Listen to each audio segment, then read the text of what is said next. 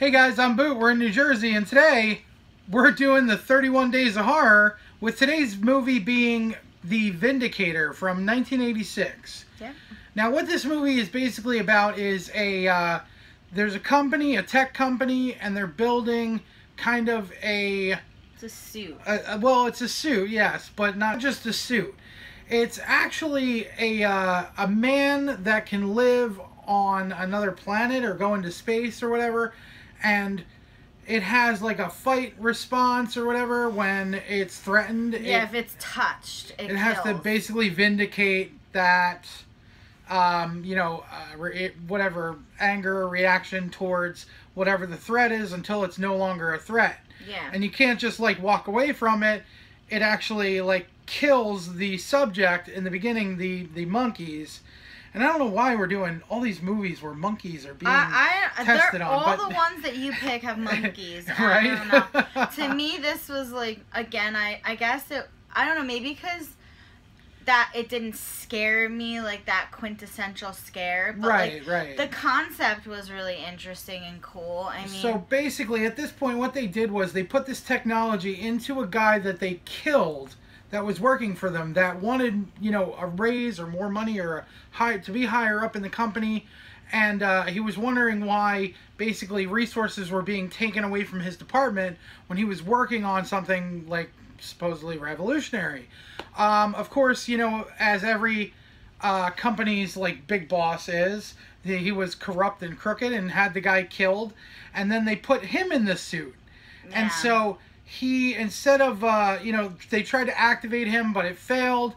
And then when they took his remote out, he had like a remote control unit that they would basically type commands and it would relay it to the remote control unit and he would execute those commands.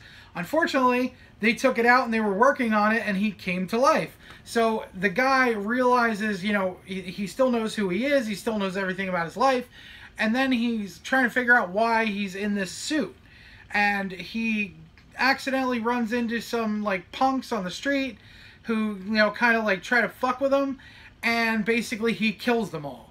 And not meaning to kill them all, but it's just that flight response. So basically he goes back, his wife is pregnant, one of his friends from work, he tells him to like look after his wife and everything and hopes that he does.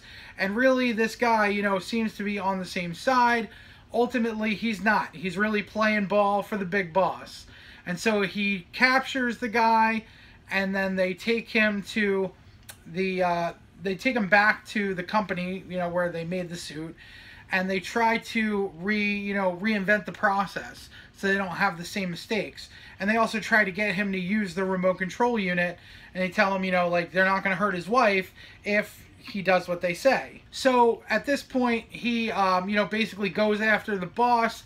The boss hires a heavy, who the heavy turns out to be this girl who's like a ninja or something. I don't even know. I don't think she's a ninja. Well, she was. Her name's saw her like Hunter. fighting. Yeah, her name's Hunter. So I guess she's a bounty hunter. Anyways, it's a crazy long movie, but it does get to the point where it actually gets to the point. Yeah, which is not happening in this video.